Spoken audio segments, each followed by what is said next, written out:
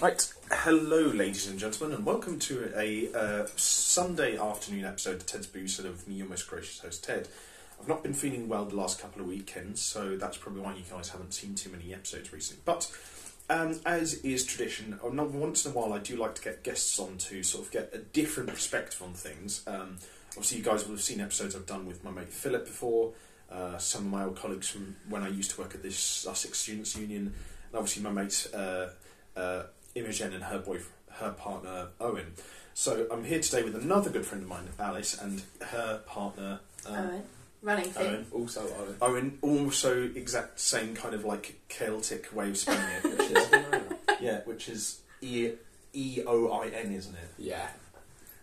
So You're so individual. Great name. So introduce yourselves and also list your favourite alcohol and your least favourite alcohol. Okay, Owen, you go first because you already know your favourite alcohol, I have to think. So, my favourite alcohol, being a walking, talking stereotype, it is Guinness. It's like quite a way. Second favourite is actually Brennan's, which is another dark. That's also very, very Celtic. Yeah, which is very, very nice. Least favourite is Negroni. I think they're horrible, and I think we're about to drink one. No, this isn't a Negroni. Okay.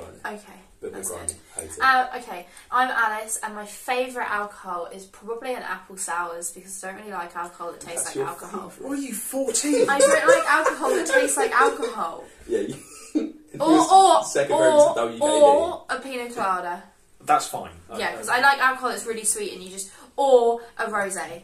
Actually, okay, I like everything that doesn't taste like alcohol. A pina colada I can get behind because that's one of the most underrated cocktails, and I know our bar used to do a really nice pina colada slushy. But what's your least favourite? I hate white wine. Oh, and like a vodka and Coke. Ooh. What the fuck? Yeah. I don't like Coke. You know, why would you mix it with something that tastes vile?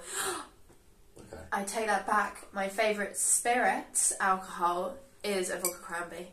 That's fair enough. Nice. So just something that tastes like juice, basically. Yeah. Okay, well, today we're going to be taking a look at something that's not along either of those lines. This is... So, many of you will remember the first ever drink on this show that got a 0 out of 10 was the Sour Gin Vermouth Negroni by Moth. Now, we're going back to the well that is Moth, because they've actually done some pretty good stuff in the past. This is their Aperitivo Spritz, which is a bitter orange gin fizz soda bliss, which is about the most pretentious title. I quite like what it looks like, though. Yeah. Actually, I like the packaging. I like the colour. Yeah, no, I will say these guys always consistently impress in terms of their like visual design and stuff. So I'm already impressed with that. So I'll give that a 9 out of 10. It's plain, but it strikes out. As being pretty distinctive. I agree. And I think if I saw this. Oh, it's got a funny texture. If I saw this, a mix of total happiness is what Moth stands for. Did you know that? That's so fucking. And where did you get it from? Where would you pick up a Moth from? A cupboard. I think he means the drink. Yeah. Right, so you can actually pick this up from Waitrose. This was a bit pricey. It is $3.99. Fucking hell. So what would you give the can out of 10? I'm trying to think of other cans. Probably an 8.5. What about you? I'd give it a 7. I think that's understandable. Yeah, it's not exactly the most. It doesn't blow me away particularly. It's a nice looking can. That's fair enough. Now, just to warn everyone at home, this is 10%, so this does pack a bit of a whack. I'm going to be drunk after one sip, and I'm drinking wine later. And I'm going to be drinking stoned. Straight from the can. So let's see. I'm just going to do a quick snifter. Oh, wow. That's actually a nice nose, to be fair. Does it smell like orange squash? No, so it smells kind of like... It has a slight bitter, ginny sort of after smell. But like the main through line is kind of like this sort of really nice orangette, kind of like orange rind kind of smell. So I know you're a little bit poorly. I can't smell anything, so might not be able to taste it either. It does. It smells like the rind of it. It doesn't smell like... I know you guys said you don't like marmalades as well before we started recording, but it smells more like the kind of like orange rind that you get in like one of those Belgian orangette chocolates. Yeah. Oh, yum. So I'd give the nose honestly like a 10 out of 10. I think this is one of the best smelling cocktail cans I've had on this show before. Oh, okay. I'm going to smell it when it goes to my glass. I'm not going to put my face now. My hopes were pretty low before, but now after smelling it, I'm more optimistic. It smells quite nice. Probably give it an 8 out of 10. That's fair. I think objectively, I would say it's at least an 8 myself. Okay, do you want me to pour it in? Yeah. So I'm Alice not going to smell it because I feel like it's a bad idea. I'm going to pour it. Oh my god, that is vibrant. Okay, I'm going to... That is so orange. It looks like when you haven't drunk brew. loads of water and you go for a wee. Is what it looks like. That is, Alice, that is disgusting. It's like iron brew. Okay, so you guys are just going to pour out. Oh my god, it smells really strong. What would you give the nose? I think because I can only smell the alcohol, a 0. Yeah, that's fair. Now after, it does smell a lot stronger than it did in the can. It smells very potent. Yeah. You sniff that? Oh, bloody hell, you're not wrong. Jesus. Yeah, it's intense. Ooh, it might cure my blocked nose actually. I can actually feel my airwaves opening up from smelling that. Good for sinus infections. Great for sinus infections. Okay, well, as always, the most important part of the video is to see what the sucker smells like. So, to everyone at home, I hope you have a good week ahead and a good rest of the year. And bottoms up. Bottoms up. That's Oh my fucking god. That's so horrible. Oh my god.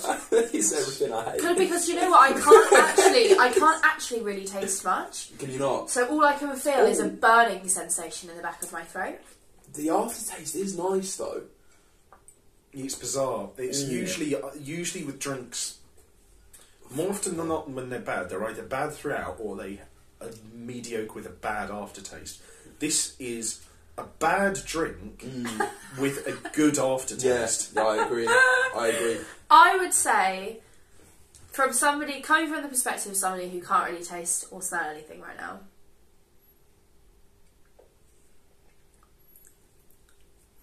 it tastes like it should be fizzy, but it's flat.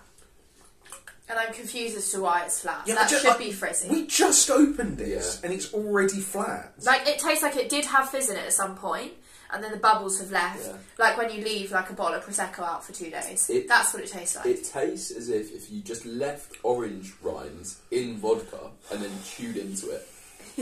That's a fair point, because this is a gin drink, but I don't taste any sense of gin in this. No, neither. There's no gin taste. No. At all. No. It tastes like spirits and orange juice.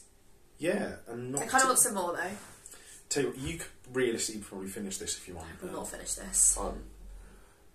Should we give scores? I think it's the tones I'm getting is obviously some really strong sense of like. Oh, apparently orange.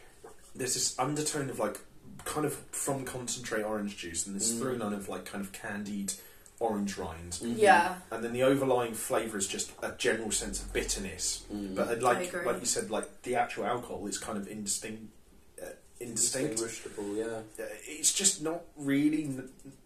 It's just not really got any character, and then it kind of like outweighs what is actually quite nice, almost marmalade-y aftertaste. Yeah. So honestly, it's not completely awful. It's not as bad as the gin Negroni, but it is pretty bad. So I'll give it I was going to give it a 4, but purely because of the general lack of actual character and taste, I'm going to give it a 3. I think I would give it a 3. That's what I was going to say. I think I like the taste of gin, and it's annoying that you can't taste the gin in that. Because an orange gin, I've had one at Wagon and Horses, it's actually really nice. Yeah. But they've made the orange flavour too strong. Yeah. And then you can't taste the alcohol, so it just tastes like squash. Like, citrus vodka. A citrus gin is usually an absolute really, really nice, yeah. I remember the one year, a couple of years ago, around Christmas, when Heston Blumenthal designed a bunch of seasonal foods and drinks for Waitrose. Waitrose, yeah. And he designed for them a really nice lemon sherbet gin, and it was sounds so good. Oh, it was amazing. But this is just no character and just rubbish. Quite crap. What would you rate it? On initial taste, I happily would have gone for a 2, but after it sat in my mouth for a little while, it was bumped it up by 1, so I'd give it probably a 4 overall. I'd never buy it again, ever buy it. I would never buy this. Do not recommend. This is the one great weakness of the Moth drinks, is there are some good ones that they do, but the main problem is they're all really overpriced. They're overpriced for what they are as well. I could make that at home. And I think it's tiny. And that's 10% volume, by the way. I already can feel a little bit going to my head. Yeah. And I've had like 5, 6. If I were you, I'd get a nice flavoured gin. Yeah. Get yourself some tonic, or get yourself maybe some orange, or even a Fanta would be better. Can I do a suggestion for your next booze seller? What? We'll do a nice follow up.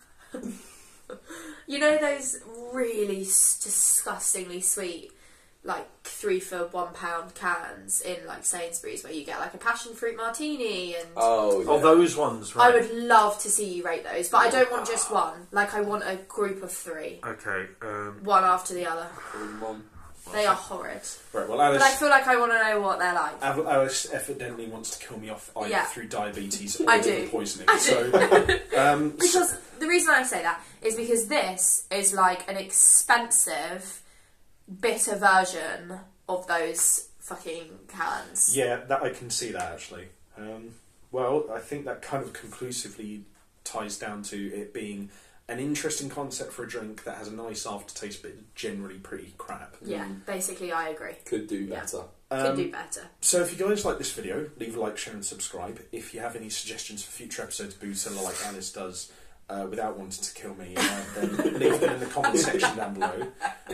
If you want to check out my other social medias, I'll leave them in the video description down below. And until next time, have fun, stay safe for whatever you're doing, don't do anything I wouldn't do, drink responsibly, know your limits, and until next time I'll see you guys at the bar on Ted's Booze Cellar. Absolutely. See you later. Eat your greens. And don't eat the yellow stuff under the sink.